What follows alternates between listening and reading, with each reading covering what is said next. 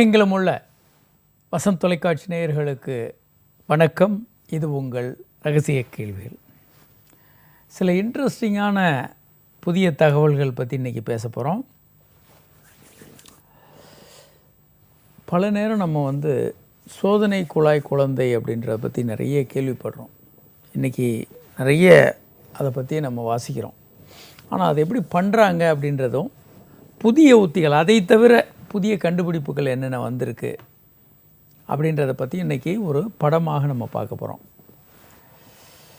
இது பூமி உருண்டை மாதிரி மிகப்பெரிய உருண்டை இருக்கிறத பார்க்குறீங்க. இது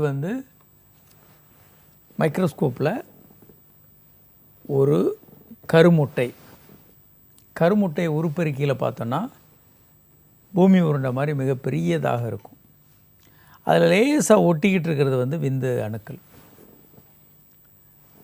இதில் வினோதமான விஷயம் என்னென்னா, கருமுட்டை நம்ம உடம்பில் இருக்கக்கூடிய மிகப்பெரிய செல், விந்தணு நம்ம உடம்பில் இருக்கக்கூடிய மிகச்சிறிய செல். ஸோ ஆண் விந்து பைகள் படத்தில் குறுக்கு வெட்டு தோற்றம். இது விந்து பைகளை கீழே பார்க்குறீங்க. ஆண் உறுப்பு விந்து பைகள்லேருந்து விந்து குழாய் மேலே போகுது.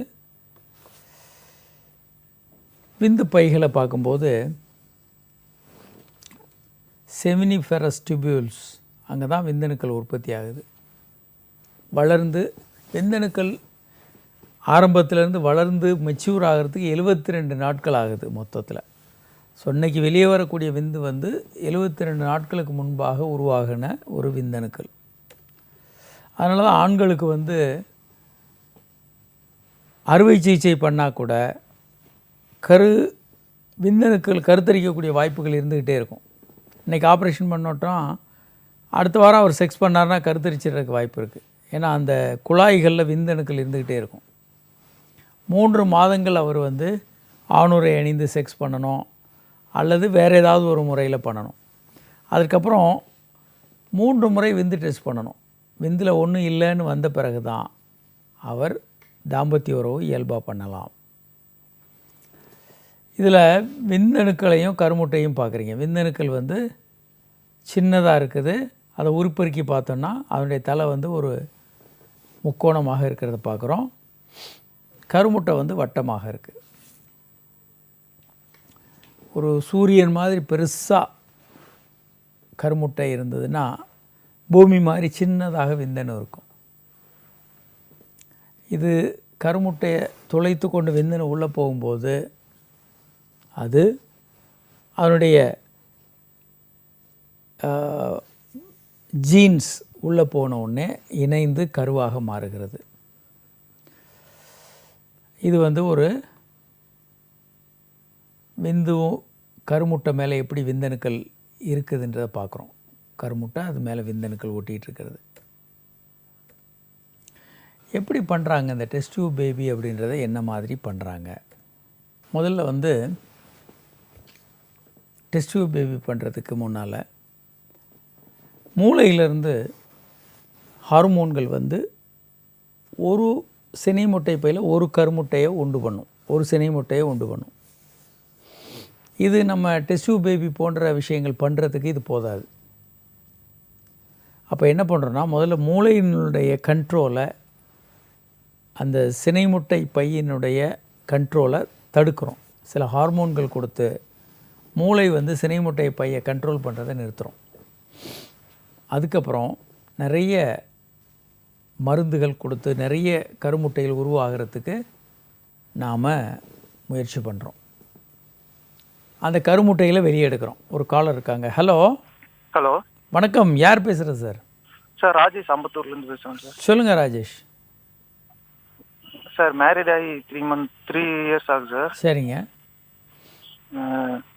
இப்போ நாங்கள் பண்ணும்போது அவங்க திடீர்னு பெயின் ஆகுதுன்றாங்க சார் ஸ்டார்டிங்கே. அப்படி சொல்லிட்டு நீங்கள் பண்ண வேணாம் நான் பண்ணுறேன்னு சொல்லிட்டு அவங்க உறுப்பை வாயில் வச்சு இது பண்ணுறாங்க ரொம்ப நேரமாக. சரி, குழந்தை இருக்குல்ல உங்களுக்கு? இருக்குது சார். நீங்கள் எந்த முறையில் உங்கள் 2 பேருக்கும் பிடிச்சிருக்கோ அந்த முறையில் பண்ணுங்கள். எந்த தவறும் இல்லை இதில். இல்லை சார், இது திடீர்னு ரொம்ப நேரம் பண்ணுறாங்க. சரி, கொஞ்சம் டெய்லியும் வேறு கேட்குறாங்க.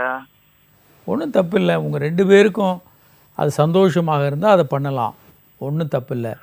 உங்களுக்கு அதனால் ஏதாவது பெயின் இருக்குது, ஒரு பிரச்சனை இருக்குது அப்படின்னா சில விஷயங்கள் ஆல்டர்னேட்டிவாக பண்ணலாம். அப்படி இல்லாத பட்சத்தில் டெய்லி செக்ஸ் பண்ணுறது நல்லது. நாம் அதான் சொல்கிறோம், செக்ஸ் டெய்லி பண்ணுங்கள், அது உடலுக்கு நல்லதுன்னு சொல்கிறோம். இல்லை சார், அது விட மாட்டாங்க. அவங்க வாய் வச்சு பண்ணுறது தான் அவங்க ரொம்ப நேரம் பண்ணுறாங்க. பண்ணலாம், ஒன்றும் தப்பு இல்லை. டெய்லியும் கேட்குறாங்க சார் எனக்கு. ரைட், அதில் ஒன்றும் தப்பு டெம்பரல்னா கூட பரவாயில்லன்னு சொல்லிட்டு ஒரு 20 minutes to 25 minutes வச்சுருக்காங்க. ஏன்னு தெரியல சார். சரிங்க, அது ஒன்றும் தவறு இல்லை, அது தெரிஞ்சுக்கங்க, அவ்வளோதான் நீங்கள் தெரிஞ்சுக்க வேண்டியது. இதில் எந்த தவறுமோ எந்த குறைபாடுமோ கிடையாது. இது ஒரு இயல்பான விஷயந்தான், கவலைப்படாதீங்க. டெம்பர் ஆகாமே பண்ணுறாங்க. சரிங்க, ஒன்றும் கவலைப்பட வேண்டாம். நீங்கள் டெம்பர் ஆகலைன்னா நீங்கள் ஒரு மருத்துவர் அணுகுங்க. உங்களுக்கு ஏன் விரைப்புத்தன்மை வர மாட்டேங்குது, மனைவி தூண்டி கூட விரைப்புத்தன்மை வர மாட்டேங்குதுன்னு வேணால் உங்களுக்கு சரி பண்ணலாம். சரி பண்ண வேண்டியது நீங்கள் தான், உங்கள் மனைவி இல்லை. அதில் ஒன்றும் பிரச்சனையே இல்லை. நீங்கள் இதை போய் இவ்வளோ பயப்படுறதுக்கு, ஒரு எளிமையான உண்மைகள் கூட தெரியாமல் கல்யாணத்துக்கு ரெடியாகி கல்யாணம் பண்ணி குழந்தை பெற்றுறீங்க, அதான் பிரச்சனை. கல்யாணத்துக்கு தயாராவது என்பது ஓரளவுக்காவது செக்ஸ் பற்றிய ஒரு எளிய உண்மைகளை, தேவையான உண்மைகளையாவது ஆணும் பெண்ணும் தெரிஞ்சுக்கணும். இதில் எந்த தவறும் இல்லை. அதிகமாக ஒரு கணவன் விரும்பலாம், அதிகமாக மனைவி விரும்பலாம். அதிகமாக கணவன் விரும்பினா அது தப்பு இல்லை, மனைவி கொஞ்சம் செக்ஸ் அதிகமாக விரும்பினா அது மட்டும் எப்படி தப்பாயிடும்? அந்த மாதிரி எந்த தவறுகளும் இல்லைங்க. ஒரு சில விஷயங்களை ஒரு சிலர் விரும்பலாம், அதுலேயும் தப்பு இல்லை. அதனால் அது எல்லாமே தவறு அப்படின்னு நம்ம நினைக்கிறது தான் சரின்னு நினைக்க வேண்டியதில்லை. இதெல்லாம் இயல்பானது, கவலைப்பட வேண்டாம். சரி, ஹார்மோன்கள் கொடுத்து நிறைய கருமுட்டையில் உண்டு பண்ணுறோம். பெண்ணினுடைய சினைமுட்டை பைகளில் அந்த கருமுட்டைகளை எடுக்கிறோம். எடுத்து அதை M2 ஸ்டேஜ்னு சொல்லுவோம். நல்ல வளர்ந்த கருமுட்டையை விந்தணுக்கள், கணவனுடைய விந்தணுவை எடுத்து அதில் நல்லணுக்களை பிரித்து அதோடு சேர்த்து வைக்கலாம். இரண்டையும் ஒரு நல்ல கருமுட்டை, நல்ல விந்தணுக்கள் எடுத்து இணைத்து ஒன்றா சேர்த்து வைக்கணும். ஒரு பெட்ரி டிஷ்ஷுன்னு சொல்லுவோம். முன்ன டெஸ்ட் டியூப் யூஸ் பண்ணாங்க, இப்போ பெட்ரி டிஷ் யூஸ் பண்ணுறோம், டிஷ் யூஸ் பண்ணுறோம். அதில் ரெண்டையும் சேர்த்து வச்சுருவோம், கருமுட்டையும் விந்தணுக்களையும். அது ரெண்டும் ஒன்றாக இணைந்து கருவாக வளரும். முதல்ல இரண்டும் சேர்ந்து 2 செல் ஆகும், 4 செல் ஆகும், 16 செல் ஆகும், அப்படி பெருகிக்கிட்டே இருக்கும். படத்தில் பார்க்குறீங்க. இது சினை முட்டை பை. இதில் ஏராளமான சினை கருமுட்டைகள் இருக்கும். எல்லாத்தையும் பெண்ணுறுப்பு வழியாக ஸ்கேன் பண்ணி அதன் மூலமாக அந்த சினை முட்டைகளை எடுப்பாங்க வெளியே. இந்த டியூப்பில் சினை முட்டை இருக்குது, அதோடு சேர்த்து விந்தணுக்களை சேர்த்து கருவுற வைக்கணும். கருவுற்ற பிறகு கருவை கொண்டு போய் கர்ப்பப்பையில் வைக்கணும். இதுதான் இந்த சோதனை குழாய் குழந்தை அப்படின்னு நம்ம சொல்கிறது. இது முதல் குழந்தை இந்த மாதிரி உயிரோடு பிறந்தது 1978 லூயிஸ் ப்ரவுன் என்ற ஒரு குழந்தை முதலாக பிறந்தது. இந்த கண்டுபிடிப்புக்கு எட்வர்ட் என்ற பிரிட்டிஷ் விஞ்ஞானிக்கு 2010 நோபல் பிரைஸ் கொடுத்தாங்க. ரொம்ப லேட்டாக கொடுத்தாங்க. கிட்டத்தட்ட உலகமெங்கும் டெஸ்ட் டியூப் பேபி லட்சக்கணக்கில் பிறந்த பிறகு, அதுவும் அவர் ஐசியூவில் சீரியஸாக உடல்நலம் இல்லாத இருந்தப்போ அவருக்கு டெஸ்ட் டியூப் பேபி இந்த முறையை கண்டுபிடித்ததுக்கான ஒரு நோபல் பிரைஸ் கொடுத்தாங்க. இப்போது எப்படி கருமுட்டை எடுக்கிறாங்க, விந்தோட கருவை எப்படி சேர்க்குறாங்க, இதை படத்தில் பார்க்குறோம். நிறைய ஹார்மோன்ஸ் யூஸ் பண்ணுறோம். இந்த மாதிரி கருமுட்டையில் உருவாக்குறதுக்கு ஹார்மோன்ஸ் தேவை. பொதுவாக GnRH அனலாக் போன்ற ஹார்மோன்களை தான் நிறைய யூஸ் பண்ணுறோம். நிறைய கருமுட்டை எப்படி உருவாகிறது பார்க்குறோம், ஸ்கேனில் பார்க்க முடியும். அல்ட்ராசவுண்ட் ஸ்கேன் கண்டுபிடிச்ச பிறகு தான் இதை செய்ய முடியும். இந்த உத்திகள் எல்லாம் டெவலப் ஆகாமல் இருந்தால் இது பண்ண முடியாது. அல்ட்ராசவுண்ட் வேணும், ஸ்கேன், ஹார்மோன்ஸ் வேணும். இதெல்லாம் கண்டுபிடித்த பிறகு இதன் மூலமாக டெஸ்ட் டியூப் பேபி பண்ணலாம். லேப்ரோஸ்கோப்பி மூலமாக கருமுட்டையில் எடுக்க முடியும். ஸோ இந்த கருமுட்டையை நீங்கள் மைக்ரோஸ்கோப்பில் பார்த்தீங்கன்னா ஒரு சூரியன் வெடிக்கிற மாதிரி இருக்கும். நடுவில் சினை முட்டை, சுற்றிலும் கியூமுலஸ் செல்ஸ்ன்னு சொல்லுவோம். செல்ஸ் நிறைய இருக்கும். அந்த செல்லெல்லாம் ரிமூவ் பண்ணால் அந்த கருமுட்டை இது போல் இருக்கும், இந்த படத்தில் பார்க்குற மாதிரி. கருவான பிறகு, விந்தணுவோடு சேர்ந்த பிறகு ஒரு 8 செல் ஆகும்போது எம்ப்ரியோ வந்து இது போல் இருக்கும். 8 செல் எம்ப்ரியோ இது போல் இருக்கும். அது 5ஆம் நாள் பிளாஸ்டோசிஸ்ட்னு நூற்றுக்கணக்கான செல்கள் ஆகி அது பிளாஸ்டோசிஸ்ட் அப்படின்னு சொல்லுவோம். இது வந்து வெடித்து கர்ப்பப்பையில் ஒட்டி கருவாக வளர ஆரம்பிச்சிடும். கர்ப்பப்பையில் ஒட்டி இருக்கக்கூடிய ஒரு கருமுட்டையை பார்க்குறோம். இதான் இம்ப்ளான்டேஷன்னு சொல்லுவோம். இது கருமுட்டை கர்ப்பப்பையினுடைய சுவரில் ஒட்டி வளருது. இந்த படங்கள்லாம் நாம் இப்போ எங்கேயும் பார்த்துருக்க மாட்டோம். அதற்கப்புறம் அது குழந்தையாக வளர்கிறது.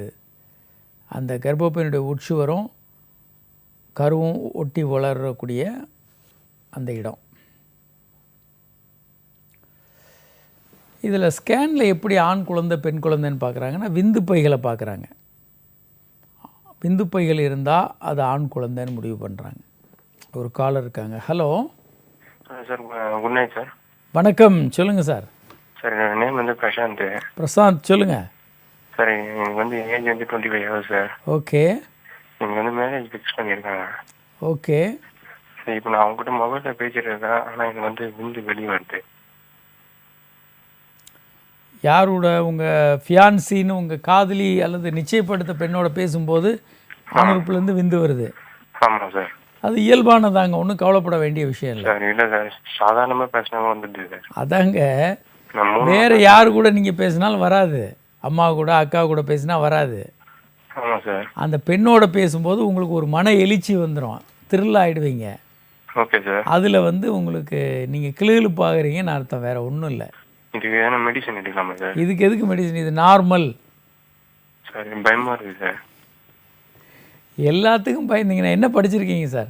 நான் பிஇ மெக்கானிக்கல் இன்ஜினியரிங். பாருங்கள், பிஇ படிச்சுட்டு, அதாவதுங்க நம்ம இளைஞர்கள் என்ன பிரச்சனைன்னா, நீங்கள் பெரிய சயின்டிஸ்டாக ஒரு பிஇ படிச்சிருக்கிறீங்க, ஒரு சயின்டிஸ்டாக இருக்கிறீங்க, ஆனால் உடம்பை பற்றி ஒரு எளிமையான விஷயம் தெரியாமல் இப்படி நடுங்குறீங்க. ஒரு உங்கள் கல்யாணத்துக்கு என்ன தேவைன்னு முதல்ல தெரிஞ்சுக்கங்க. உங்களுக்கும் உங்கள் அந்த பார்ட்னர் 2 பேருக்குமே ஒரு அடிப்படையான உடல் பரிசோதனை. அடுத்து செக்ஸ் பற்றிய, நம்ம உடல் பற்றிய எளிமையான உண்மைகள் தெரியணும். ஒரு பெண்ணை எப்படி உச்சகட்டத்துக்கு கொண்டு போகிறது, விந்துன்னா என்ன, பல விஷயங்கள், எப்படி கருத்தரிக்கிறது, கருத்தடை முறைகள்னா என்ன, கொஞ்ச நாள் தள்ளி போடுறதுனா எப்படி, நீண்ட நேரம் செக்ஸ் பண்ணுறது எப்படி, பல விஷயங்கள், எளிமையான விஷயங்கள் தெரியணும். 3ஆவதாக ஒரு பெண்ணோட எப்படி வாழ்வது என்பது பற்றி உங்களுக்கு தெரியணும். ஒரு காலர். ஹலோ. சொல்லுங்க சார். வணக்கம், யார் எங்கேருந்து பேசுகிறீங்க? திண்டுக்கல்லேருந்து பேசுகிறேன் சார். வணக்கம், உங்கள் பேருங்க? பாண்டி சார். பாண்டி, சொல்லுங்கள். எனக்கு வயசு 55 ஆகுது சார். சரிங்க. பெண்ணோட உடலுக்கு விழும்போது விந்து ரொம்ப ஸ்பீடாக விழுந்துருது. சீக்கிரம் வெளியே வந்துடுதுன்னு நினைக்கிறீங்க? ஆமாம் சார், சீக்கிரம் ரொம்ப இந்த கொஞ்ச நாளாகவே ரொம்ப ஸ்பீடாக வந்துடுது, 10 வருஷமா. ABCDEFன்னு நம்ம நிறைய விஷயங்களை சொல்கிறோம். அதெல்லாம் நீங்கள் எதுவும் ஞாபகம் இல்லையா உங்களுக்கு? ஏபிசிடி சொல்கிறேன் சார், ஆனால் சொல்கிறது இல்லைங்க. சில விஷயங்களை எப்படி தூண்டுறது ஒரு பெண்ணை. ஏ ஸ்பாட்டுன்னு பெண்ணுறுப்பு உள்ளே இருக்குது. விரல் உள்ளே இன்சர்ட் பண்ணி பெண்ணுறுப்புடைய மேல் பகுதியை நீங்கள் தூண்டினீங்கன்னா அந்த பெண் உச்சகட்டத்துக்கு போக முடியும். சரி சார். பீன்றது மார்பகங்கள், பிரஸ்ட்டு, மார்பகங்களை தூண்டுறதன் மூலமாக ஒரு பெண்ணை பெரிய அளவுக்கு கிளர்ச்சி கொடுக்க முடியும். நீங்கள் இதெல்லாம் செக்ஸே பண்ணாமல் இதெல்லாம் பண்ணலாம். சரி. சீன்றது கிளைட்டோரஸ், பெண்ணுறுப்பினுடைய மேல் பகுதியில் கிளைட்டோரஸ் என்ற உறுப்பு இருக்குது. அதை நீங்கள் நீண்ட நேரம் தூண்டலாம். நாக்கு வச்சு தூண்டலாம், விரல் வச்சு தூண்டலாம். சரிங்க நீண்ட சார். நேரம் தூண்ட முடியும். சரிங்க சார். டீன்றது ஜி ஸ்பாட், பெண் உறுப்புடைய மேல் பகுதியில் 1.5 சென்டிமீட்டரில் இருக்குது, அதை நீங்கள் தூண்டலாம். சரிங்க சார். அடுத்து இ, அதுக்கப்புறம் தான் நீங்கள் செக்ஸில் இவ்வளவு தூரம் நல்ல ஒரு பெண்ணை தூண்ட பிறகு தான் நீங்கள் செக்ஸில் ஈடுபடணும். சரிங்க சார். அப்படியே அந்த பெண் உச்சக்கட்டம் அடையலைன்னா அதுக்கப்புறம் நீங்கள் அப்படியே கீழே படுத்துக்கிட்டு பெண் மேலேருந்து செக்ஸ் பண்ணுற மாதிரி ஃபீமேல் ஆன் டாப், எஃப்ன்றது ஃபீமேல் ஆன் டாப், இந்த மாதிரி ஓரளவுக்கு விஷயம் தெரிஞ்சால் தான் நீங்கள் ஒரு பெண்ணை உச்சக்கட்டத்துக்கு கொண்டு போக முடியும். சரிங்க சார். உலகம் முழுவதுமே 70 முதல் 90% ஆண்கள் வந்து மனைவியை உச்சக்கட்டத்துக்கு கொண்டு போகிறதில்ல. அதனால் ஒரு மனைவியை உச்சக்கட்டத்துக்கு கொண்டு போகிறது என்பது நீங்கள் விஷயங்களை தெரிந்து செக்ஸ் பண்ணும்போது தான் சாத்தியம், மற்ற நேரங்களில் சாத்தியம் இல்லை. சரி, இது எல்லாரும் கற்றுக்கொள்ளக்கூடிய விஷயம். அதான் நம்ம சொல்லிக்கிட்டே இருக்கோம். திருமணத்திற்கு முன்பாக நம்ம என்ன பண்ணுறோம், பிரம்மாண்டமான திருமணங்கள் பார்க்கலாம். கிட்டத்தட்ட 250 லட்சம் கோடிகளை வந்து திருமணத்திற்காக இந்தியா முழுவதும் ஒவ்வொரு வருடமும் செலவு பண்ணுறாங்க, வீணடிக்கிறாங்க. கோடிக்கணக்கான ரூபாய்கள் பெருமளவுக்கு திருமணத்தில் வேஸ்ட் பண்ணப்படுது. தன்னுடைய பெருமையை காட்டுறதுக்கு, அதுவும் வசதியானவங்க தன்னுடைய பெருமையை காட்டுறதுக்கு பயங்கரமாக செலவு பண்ணுறாங்க. அவங்கவுங்க தகுதிக்கு ஏற்ற மாதிரி தனியாக இறைக்கிறது பணத்தை. ஆனால் அது திருமணம் ஏற்பாடுகளே அல்ல. கணவன் மனைவி அல்ல தம்பதியருக்கு என்ன தேவையோ அந்த அடிப்படை அறிவு அவங்களுக்கு கிடைக்கணும். ஒன்று. இரண்டாவதாக உறவுகள் எப்படி கணவன் மனைவி 2 பேரும் ஒருத்தர் நடத்தணும், இந்த பற்றிய அடிப்படையான விஷயங்கள் அவங்களுக்கு தெரிஞ்சிருக்கணும். அதுதான் ரொம்ப ரொம்ப முக்கியம். அடுத்ததாக வேறு என்னென்ன பிரச்சனைகள் வரலாம்? கருமுட்டையும் விந்தணுவையும் சேர்த்து வைக்கிறோம், அது கருவாகவும் போயிடலாம். என்னென்ன குறைபாடு வரும்? ஒன்று, விந்தணுனுடைய தலையில் சில கெமிக்கல் இருக்கணும். அந்த கெமிக்கல் தான் கருமுட்டையினுடைய தோலை, வெளித்தோலை தொலைச்சிக்கிட்டு உள்ளே போகிறது. அந்த கெமிக்கல் இல்லாமல் இருந்ததுன்னா கருமுட்டையை விந்தணுவால் தொலைக்க முடியாது. அடுத்து கருமுட்டையில் பிரச்சனை இருக்கலாம். விந்து எவ்வளோ நல்லா இருந்தாலும் கருமுட்டையால் உள்ளே தொலைக்க முடியாமல் போயிடலாம். கருமுட்டையின் தோல் ரொம்ப திக்காக இருக்கலாம். அல்லது கருமுட்டைக்கு உள்ள ஜெனட்டிக் ப்ராப்ளம் இருக்கலாம், குரோமோசோம் ப்ராப்ளம் இருக்கலாம். அதனால் கரு உருவாகாமல் போயிடலாம். எக்கே இல்லாமல் போயிடலாம். ஒரு பெண்ணுக்கு நிறைய எக்கு இருக்கிற மாதிரி ஸ்கேனில் தெரியும். எக்கு எடுக்கும்போது ஒரு எக்கு கூட இல்லாமல் இருக்கலாம். எம்டி ஃபாலிக்கல் சிண்ட்ரோம்னு எம்டி ஃபாலிக்கலாக இருக்கலாம். உள்ளே ஒன்றும் கரு இருக்காது, எம்டியாக முட்டையாக இருக்க மாதிரி தெரியும் ஸ்கேனில். அடுத்து வந்து ஒரு காலர் பார்த்துருவோம். ஹலோ. ஹலோ, வணக்கம், சொல்லுங்கள் மேடம். சார். சொல்லுங்கள். ஹலோ, எங்கேருந்து பேசுகிறீங்க? பெரம்பலூர்லேருந்து பேசுகிறேன். சொல்லுங்கள் மேடம், என்ன சந்தேகம் உங்களுக்கு? ஹலோ. தயக்கமாக இருக்கு. சொல்லுங்கம்மா, நீங்கள் எங்ககிட்ட கேட்காம யார்கிட்ட கேட்க போகிறீங்க? சொல்லுங்கள். சார், எனக்கு மேரேஜ் ஆகி 6 month ஆகுது. சரிங்க. எப்படி என் ஹஸ்பண்ட் கிட்ட ரொம்ப க்ளோஸாக இருக்க முடியல என்னால். சரிங்க. இன்னும் தாம்பத்திய உறவு உங்களுக்குள்ளே நடக்கலையா? நடந்துருச்சு. சரிங்க. ஆனால் எனக்கு உணர்வு அப்படிங்கிறதே என்னால் அது என்ஜாய் பண்ண முடியல. ம் அப்படி வரலாங்க, அது ஒன்றும் பெரிய விஷயம் இல்லை. இது மாதிரி நிறைய பேருக்கு வரும். என் ஹஸ்பண்ட் கஷ்டப்படுற மாதிரி அடிக்கடி கேட்குறாங்க, நீ என்ன பொண்ணு தானா, உனக்கு உணர்ச்சிங்கிற ஒன்று இருக்கா இல்லையா அப்படிங்கிற மாதிரி.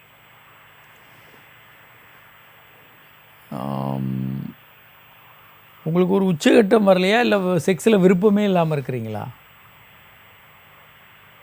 விருப்பம் இல்லாமல் இல்லை, எனக்கு ரொம்ப ஈடுபாடு கொடுக்க முடியல.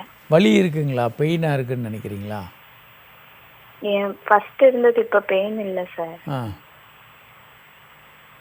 ஆர்வம் இல்லாமல் இருக்குன்னு நினைக்கிறீங்களா? இன்ட்ரெஸ்ட் இல்லாமல் தான் இருக்கு. சில பயிற்சிகள் இருக்குங்க. நீங்களும் உங்கள் கணவரும் சேர்ந்து ஒரு பாலியல் மருத்துவரை பாருங்கள், இந்த துறையில் நிபுணர்களை பாருங்கள். எளிமையான பயிற்சிகளில் உங்களை அற்புதமாக மாற்றி கொடுத்துருவாங்க.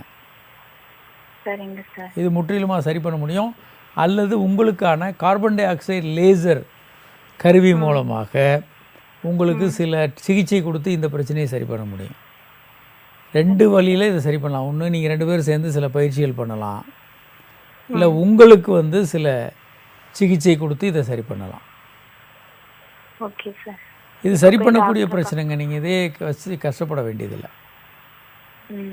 சரிங்க சார். விட்டு போகிற மாதிரி பேசுகிறாங்க.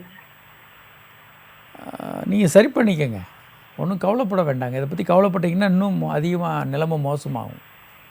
கவலைப்பட வேண்டாம். நீங்கள் இதை சரி பண்ணிக்க முயற்சி பண்ணுங்கள். ஒரு முழுமையான முயற்சி எடுங்க. ஓகே. நன்றிங்க, நன்றி. அடுத்து என்ன பிரச்சனை வரும் அப்படின்னா, விந்தணுக்கள் எண்ணிக்கை குறைவாக இருக்கலாம். இப்போ 1 மில்லியன் 2 மில்லியன் இருக்குன்னு வச்சுங்க, கருமுட்டை எடுத்தாச்சு. ஆனால் இந்த 1 மில்லியன் 2 மில்லியன் விந்தணுக்கள் ரொம்ப குறைவாக இருந்தால் கருத்தரிக்க வாய்ப்பில்லை. இக்ஸி தான் பண்ணணும், இன்ட்ராசைட்டோபிளாஸ்மிக் ஸ்போம் இன்ஜெக்ஷன் தான் பண்ணணும். கருவையும் விந்தையும் சேர்த்து வைக்கிறதுனால கருத்தரிக்க முடியாது. இந்த மாதிரி பிரச்சனைகள் வரலாம். அடுத்து எக்கு நல்ல எம்ப்ரியோஸ் எல்லாம் ஆகலாம். ஆனால் எம்ப்ரியோஸ் ஒரு அளவுக்கு மேலே வளராமல் ஃப்ராக்மெண்டேஷன்னு சொல்லுவோம், சரியாக வளராமல் போகலாம். நார்மலாக வளராமல் கருவாக மாறாமல் போயிடலாம். அதே போல் பல்வேறு அப்நார்மல் எம்ப்ரியோவாக வரலாம். அடுத்து எம்ப்ரியோ எடுத்து கர்ப்பப்பையில் போடணும். சில பெண்களுக்கு கர்ப்பப்பை வாய் ரொம்ப இறுக்கமாக இருக்கும். கர்ப்பப்பைக்குள்ளேயே அந்த டியூபையே செலுத்த முடியாது, அவ்வளோ இறுக்கமாக இருக்கலாம். அவங்களால இதை சரி செய்ய முடியாது. எம்ப்ரியோ ட்ரான்ஸ்ஃபர் பண்ணுறது மிக மிக கடினமாக இருக்கும். இந்த மாதிரி நிறைய இடங்களில் பிரச்சனை வரலாம். ஸோ இதில் ஐவிஎஃப்பில் எங்கே வேணாலும் காம்ப்ளிகேஷன் வரலாம். ஒன்று நோயாளிக்கு வரலாம், அல்லது எக்யூப்மெண்ட்டில் ஏதாவது பிரச்சனை வரலாம். பல்வேறு குறைபாடுகள் வர வாய்ப்பு இருக்குது. ஆனால் அதையும் தவிர இன்றைக்கி உலகம் முழுவதும் லட்சக்கணக்கில் இந்த குழந்தைகள் பிறந்துக்கிட்டே இருக்காங்க. அமெரிக்காவில் 3ல் 1 குழந்தை டெஸ்ட் டியூப் பேபியில் பிறகுது. இது இந்த சக்ஸஸ் எதை பொறுத்து இருக்குது? நல்ல பெரிய சென்டர் நீண்ட காலமாக 20-25 வருடமாக பண்ணிக்கிட்டு இருக்காங்க அப்படின்னா சக்ஸஸ் ரேட் ரொம்ப நல்லாயிருக்கும். புதிய வர்ற சென்டர்ஸு சக்ஸஸ் ரேட் ரொம்ப குறைவாக இருக்கும். சக்ஸஸ் ரேட் ரொம்ப குறைவாக இருக்கும். நம்ம கவனமாக இருக்கணும். ஒரு காலர். ஹலோ. ஹலோ சார், வணக்கம் சார். வணக்கம். யார் எங்கேருந்து பேசுகிறீங்க?